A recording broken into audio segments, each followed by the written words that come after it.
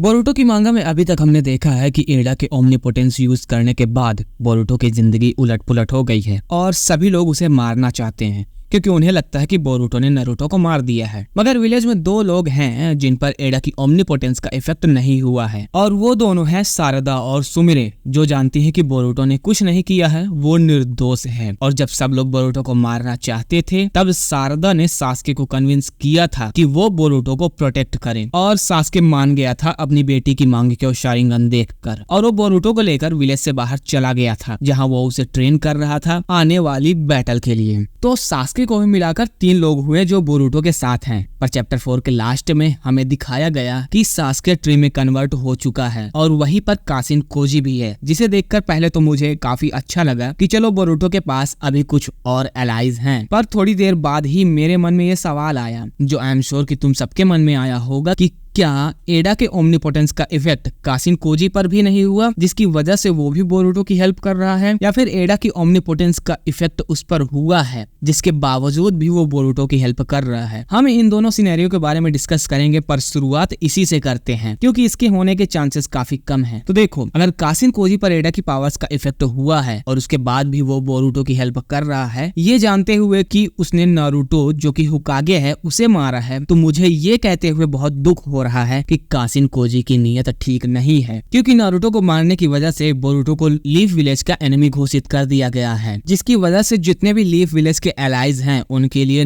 Boruto एक enemy होना चाहिए। और यदि कासिन कोजी लीफ विलेज का एनिमी है तो बोरुतो तो उसके लिए हीरो हुआ, क्योंकि लीफ विलेज के प्रोटेक्टर को उसने मार दिया, जो ऑब्वियसली जिसके होने के चांसेस ना के बराबर हैं। पर तब भी हम इसको कंसीडर करके चल रहे हैं कि ऐसा हो सकता है। यहाँ पर एक सवाल ये भी आता है कि फिर बोरुतो कासिन कोजी की हेल्प क्यों ले रहा है अगर वो लीफ विलेज का दुश्मन है। तो यहाँ पर यही एक पॉसिबिलिटी बैठती है कि बोरुतो को स्ट्रांग होना है, उसे पावरफुल बनना है, ताकि वो कोड जैसे एनिमी से और उसकी 10 टेल की आर्मी से लड़ सके, और फिर उसे कवाकी से भी लड़ना है। इसी वजह से वो कासिन कोजी के साथ है। अब अगर दूसरे सिनेरियो की बात करें जिसमें कासिन कोजी पर एडा की पावर्स का इफेक्ट नहीं हुआ है, तब तो समझ में आता है कि वो बोरुतो की हेल्प क्यों कर रहा है, क्योंकि उसे पता है कि बोरुतो नारुतो का बेटा है और कासिन कोजी जिराया का क्लोन है, जिसकी वजह से उसके पास जिराया की कुछ मेमोरीज तो होंगी ही। तो जाहिर सी बात है कि वो नारुतो का या विलेज का एनिमी नहीं होगा, और वो बोरुतो की हेल्प कर रहा है ताकि बोरुतो कवाकी से या कोड से या फिर 10 टेल्स की आर्मी से विलेज को और पूरे वर्ल्ड को प्रोटेक्ट कर सके। इसी वजह से वो बोरुतो की हेल्प कर रहा है। पर अब असली सवाल आता है कि आखिर कासिन कोजी पर एडा की पावर्स का इफेक्ट क्यों नहीं हुआ। तो देखो, इसके रिगार्डिंग मेरे पास जो थ्योरी है वो ये कहती है कि जब एडा ने ओमनीपोटेंस का यूज किया तब कासिन कोजी माउंट मियोवोकू पर था, और माउंट मियोवोकू एक स्पिरिट वर्ड है जहाँ जाने के लिए तुम्हें या तो सीक्रेट रास्ता पता होना चाहिए